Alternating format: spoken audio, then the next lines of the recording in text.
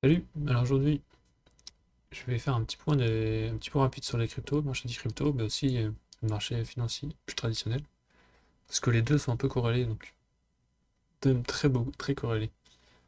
Donc là, qu'est-ce qui se passe en ce moment? On est sur un mouvement haussier qu'on n'a pas vu depuis des mois sur les cryptos,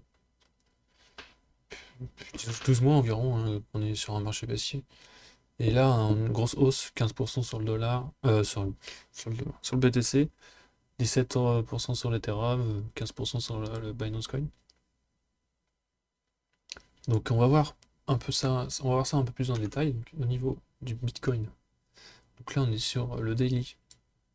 Donc on peut se demander pourquoi est-ce que ça pète à la hausse comme ça. Plusieurs raisons. Une raison qui pourrait expliquer ça, ce serait tout simplement quand on voit en fait des bougies grandes comme ça, c'est que les gens qui sont en position de short, qui se font liquider, euh, parce qu'il y a les baleines en fait qui viennent acheter, et donc qui viennent complètement casser leur stop loss, enfin trigger leur stop loss, et du coup on a ce mouvement aussi ultra rapide. Donc ça peut être une raison.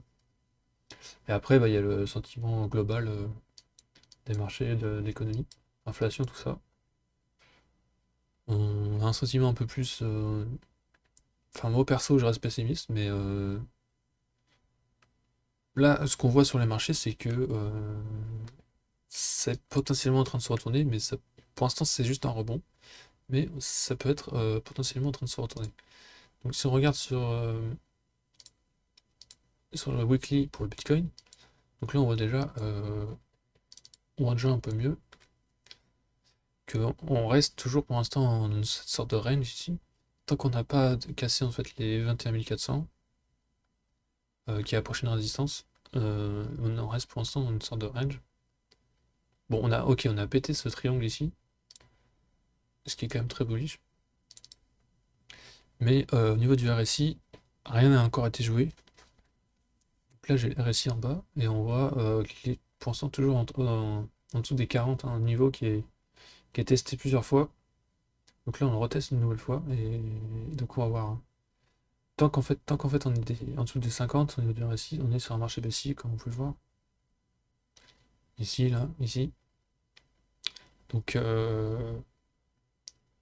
moi j'attendrai pour dire, hein, qu'on n'est plus en marché baissier, pour dire qu'on change de tendance, j'attendrai vraiment que le RSI pète les 50. Prochain graphique c'est quoi? C'est le S&P 500. Donc, là pareil, on revient tester une résistance ici. Donc là on a un channel descendant, figure chartiste bullish, 80%. Donc il y a 80% de chances qu'on pète à la hausse. Mais il reste quand même 20% de chances où on peut continuer vers le bas. Donc c'est la flèche rouge là que je vais montrer. Ça, un peu. Hop. On peut taper, rebondir et aller vers le bas, hein. C'est possible. Au niveau du RSI, on voit pareil. C'est exactement pareil. On voit exactement la même sorte de pattern. Donc là, on voit du vert au niveau des actions. Donc les cryptos, c'est corrélé. Donc c'est logique. Si les actions montent, les cryptos montent aussi. Parce qu'en fait, les cryptos, c'est des actions, mais un peu plus volatiles. Prochain graphique, c'est quoi? C'est le Nasdaq. Bon, le Nasdaq, c'est pareil. C'est un peu pareil. Moi, je n'ai pas fait le. C'était juste un graphique pour montrer que c'était corrélé. En haut, on a le Bitcoin et en bas, on a le Nasdaq. Donc là, le Nasdaq pump, par exemple, le Bitcoin pump aussi. Ça peut être intéressant de regarder le Nasdaq de temps en temps. Des fois, il donne des signaux un peu plus précurseurs. Donc, par exemple, ici, grosse bougie, on aurait pu deviner il y allait avoir un pump sur le Bitcoin. Et voilà. Prochain graphique, c'est l'euro USD, toujours intéressant. L'euro USD qui a tapé son support ici, qui est remonté. Donc pareil, on a une figure un peu bullish. Et donc bon là, la charte daily, hein, on voit pas grand chose, mais en weekly, enfin c'est un monthly là, ici. On voit bien clairement ce qui est en train de se passer là. Donc tant qu'on reste dans ce triangle, on va vers zéro, clairement. Mais là c'est en train de remonter. Là, les gens ils disaient vendez vos euros, c'est en train de se casser la gueule, bah, ça a bien remonté. Et pour l'instant, je pense que ça va continuer. Ça a clairement cassé le milieu de channel. Le milieu, la ligne de milieu ici, ça va être. Je pense que ça va tester le support. La résistance, pardon. Qu'est-ce qu'on a d'autre après? C'est tout. Donc voilà, donc là pour l'instant, on sait pas trop en fait. Est-ce que c'est un changement de tendance? On va le savoir assez rapidement. Ou est-ce que ça va être. Ou est-ce que ça va être juste un rebond? Moi je me pose pas de questions, je laisse tourner mes bots. D'ailleurs, je vais créer un bot sur. Je regarde si j'en ai pas un. Sur le Solana. Euh, alors, sur le Discord. Altcoin, je vais voir si j'ai pas un truc Solana. Ça j'en ai un, mais c'est que. Ouais. Super Trend, j'ai un peu la flemme. Bon, après, vrai, j'en ai pas, bon, très bien. Hop, on va en créer un. Parce que Solana, il a bien pris cher, hein, la crypto. Et il a bien remonté aussi. Donc forcément. Voilà, on voit rien. Hop. Donc voilà, là, ça paraît pas beaucoup comme ça. Mais on avait vu que sur le Bitcoin était sur du 15%, là on est sur du 130%, donc ça n'a rien à voir quoi. Après c'est plus risqué quoi. Le coin était complètement en train de partir à zéro là. Il allait taper les 8 dollars, sachant qu'à un moment il était à 250, hein. Quand t'achètes à 250 et que le machin il descend à 8 dollars, t'es un peu dans le mal. Alors, comment est-ce qu'on pourrait trade ce coin là qui est complètement mort, enfin qui a l'air complètement mort mais qui est en train de se réveiller? Je vais essayer avec mon indicateur, voir s'il n'y a pas un setup tout fait rapide. Alors, en daily, on va rien voir. Ok, on commence à voir quelque chose en 4 heures. Et ça m'a l'air assez intéressant. On peut peut-être l'améliorer un petit peu. Peut-être l'améliorer un petit peu. Voyons voir. Ok. Donc là, on arrive quand même à avoir un backtest positif. On est sur du long, hein, alors qu'on a un historique principalement baissier. Donc là, c'est juste les paramètres de base. Je vais le volume, on s'en fout. Hop. Donc rien qu'avec les paramètres de base, on arrive à avoir un truc profitable. Alors voyons voir. 4 heures. J'ai pas beaucoup de trades déjà, mais qu'est-ce que je pourrais ajouter? Je peux rajouter un petit offset, je peux rajouter un peu d'ATR pour filtrer un peu. Pour rajouter, je sais pas, 0,5 par exemple.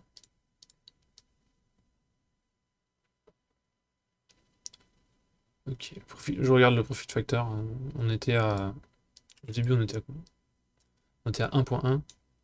Là, l'idée, c'est d'augmenter un peu le profit factor. Donc, on passe à 1.3, mais on perd un peu en profit. Ah non, on augmente. Ok, donc c'est bien. On peut aussi ajouter un peu de standard de déviation. Alors, je sais pas si ça va être utile. Sur certains graphiques, ça peut être pas mal. C'est pas du tout utile là. Ce que je voulais augmenter un peu, c'était le pourcentage là, de consolidation. Est-ce que ça aide? Non, ça aide pas du tout. Ok, bon. Bon, après, comme je disais, on est sur. Attends, si j'augmente x2, un peu plus. Alors, ça augmente de beaucoup la stratégie et le profit. Ça baisse un peu le profit factor, mais bon. On entre un peu plus tôt dans les trades, donc à voir, je sais pas. Je sais pas, parce que ça multiplie presque par deux. Même plus que ça, on est 240, on passe à 700. Donc c'est des choix à faire, hein.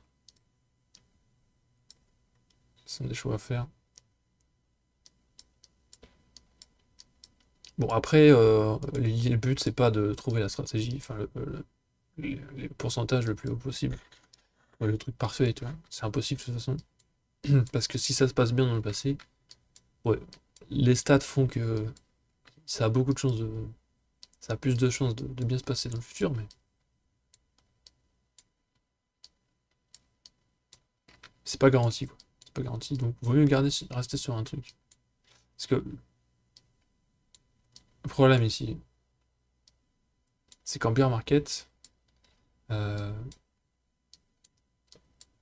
voilà, on descend quoi. On fait beaucoup de pertes en bear market parce que c'est des opportunités qui sont pas, qui sont pas, qui sont pas ouf. Parce que la tendance est baissière. Donc on va peut-être rajouter une trendline pour voir. Je sais pas, un D 50, quelque chose comme ça. Pour voir. Ah, on augmente le profit factor, on va passer à 1.4, presque 1.7, sans trop baisser le profit, on baisse un peu. Et du coup, c'est un peu plus intéressant.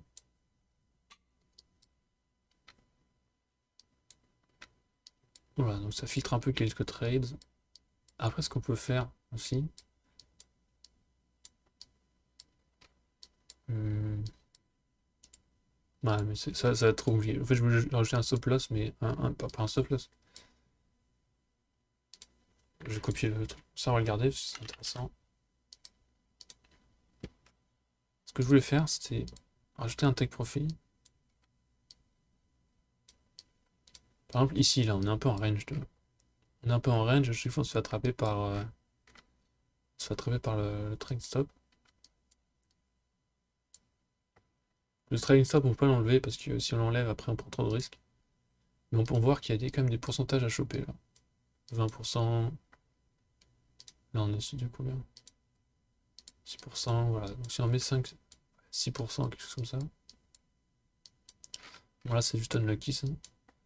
Après, je sais pas si on monte encore un peu là, parce que là, je suis pas allé ultra fort sur la terre. Ça monte un peu, mais là, ça y a plus rien. C'était en métro après. Hmm, ouais.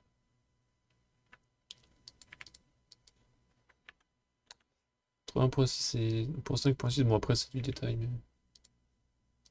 De toute façon, voilà. C'est possible qu'il y ait des trades comme ça qui sont pas ouf.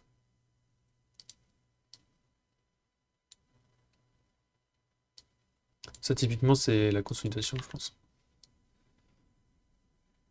Enfin, ouais, voilà, c'est quand même, ça paraît quand même bien consolidé.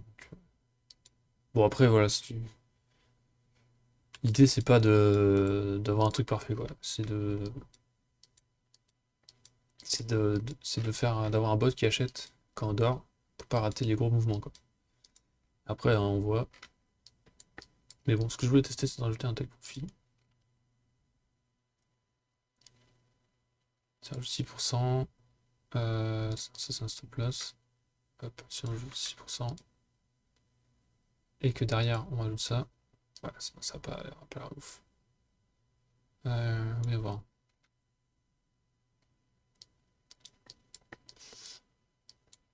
Là, ici, typiquement, on est un peu en range. C'est intéressant, mais ça, voilà, ça change pas grand-chose, quoi. On reste sur du 1.3 en profit factor. Et en profit, ça augmente pas beaucoup. Donc bon, on va l'enlever.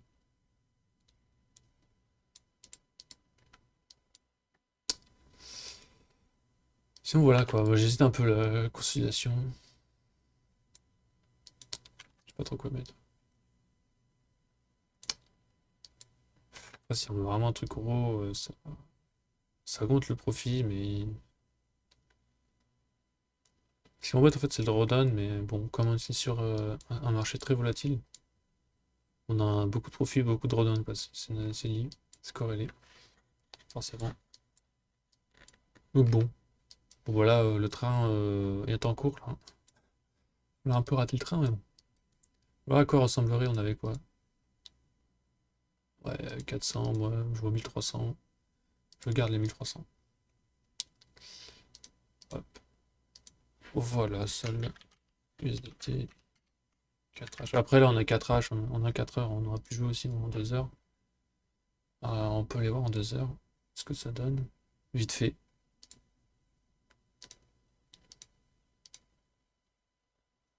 Parce que c'est vrai que si on prend les paramètres de base, si on va vraiment pas se prendre la tête, on change juste le time frame et on voit ce qui est le mieux, quoi. Là, en 2 heures, on a un truc intéressant. J'aurais peut-être dû commencer par le 2 heures, en fait. Comme le marché est volatile, je vais vous montrer 1 heure, par exemple. 1 heure, bon, c'est pas mal non plus, mais Profit Factor commence à avoir beaucoup de trades, donc beaucoup de commissions. Je pense 2 heures, c'est pas mal. En général, pour swing trade des cryptos, le 2 heures, c'est en général ce qu'il y a de mieux. Si on regarde bon, le Bitcoin, là, je suis sur du 2 heures, Ethereum 4 heures, parce que c'est un peu moins volatile. BNB 2 heures, donc voilà, en général, c'est du 2 heures. Donc ce qu'on peut faire, par contre, c'est augmenter un peu la length, euh, ce paramètre-là, comme on passe en 2 heures. Alors, si on augmente trop, on rate des opportunités. Ou là, on le laisse comme c'était, hein, tout simplement.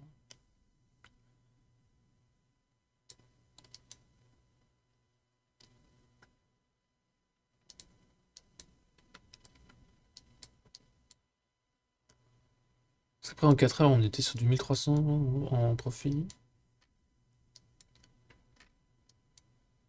Mais bon, là, on voit qu'il y a quand même un range où on fait pas mal de pertes pour rien. Juste parce que c'est un range, donc je vais utiliser l'ATR. Ajouter ça, hop. Ok, ça me baisse un peu en 500. Là, il en faut quand même plus. On a une grosse période de range. Ah, mais le problème, c'est que ça aide pas, quoi. Ça aide, mais pas trop. Ça aide trop. Il n'y a plus aucun trade, du coup.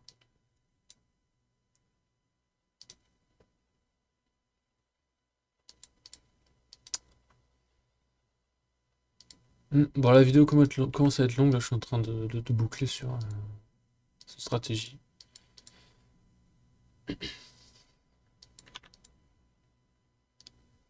J'ai mis à jour l'indicateur il y a pas longtemps, c'est pour ça, toutes ces features là. Je joue encore un peu avec. Je sais pas trop quoi utiliser. On n'est pas trop mal. Vraiment, les paramètres de base sont déjà pas très mal. Ils sont déjà assez intéressants. Après, baisser la length, je sais pas si c'est une bonne idée. Ah, intéressant ça. On passe à 1400 là. Après, si on baisse trop, on va avoir vraiment beaucoup de trades quand même. 1.5 c'est mieux que tout à l'heure. Vraiment, Profit Factor, c'est ce qui est le plus important. Avec le profit, avec le net profit, bien évidemment, mais bon. 1400, j'aime bien. 25. Peut-être que maintenant qu'on a 25, on pourra ajouter un peu d'ATR. Non, toujours pas. Un peu moins, peut-être. Ah, voilà. On rajoute un peu moins, on passe à 1800. Bon, si on en rajoute trop, bah, ça descend vite parce que on perd vraiment. En fait, c'est un marché très volatile. On veut pas vraiment. C'est ça en fait qu'il faut retenir. Je vais m'arrêter là parce que déjà 20 minutes de vidéo, personne ne va regarder jusqu'au bout. Ce qu'il faut retenir, c'est que euh, sur les marchés volatiles, on va prendre plus de risques, mais les bons moves rapporteront beaucoup plus. Donc il y aura plein de petits moves à la con comme ça, où on sera en perte sur le range là. Parce c'est des fake out en fait. On peut pas vraiment les filtrer parce que voilà, c'est plat parce que si on zoome vraiment, il y a quand même des gros mouvements quoi. Donc on peut pas vraiment les filtrer, on sait pas, on peut pas vraiment dire. Bref.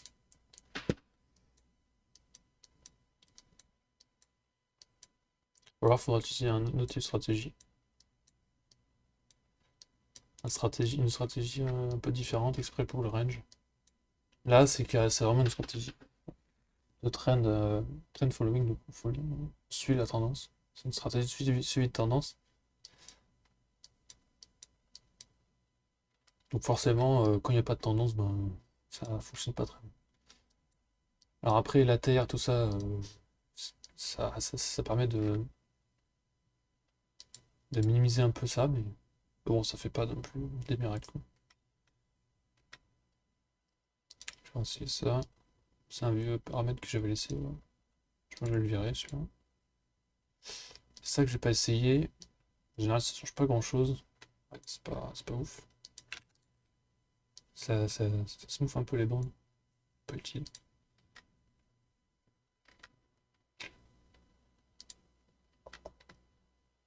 Bon bah voilà quoi. Je sais pas lequel je vais prendre du coup. On a celui en 2 heures. Le 2 je vais garder je pense. Celui en 4 heures.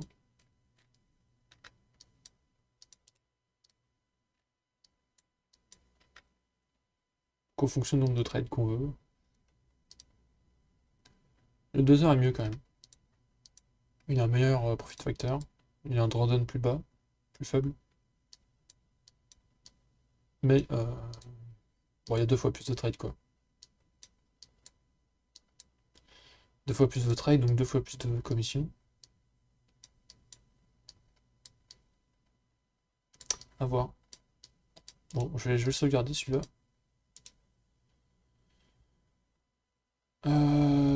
Comment je le bouge?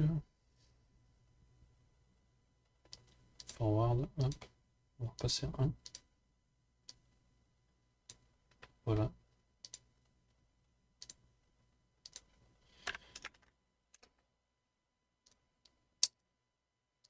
Hop, je partage le lien sur le Discord. Le Discord, vous avez le lien, bien évidemment, dans la description. Si vous voulez rejoindre.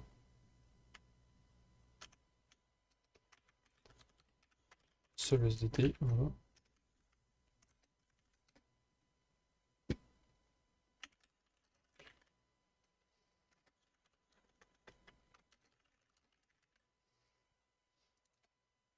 Ah merde, je vais me mettre l'image, putain. Alors attendez. Hop, hop,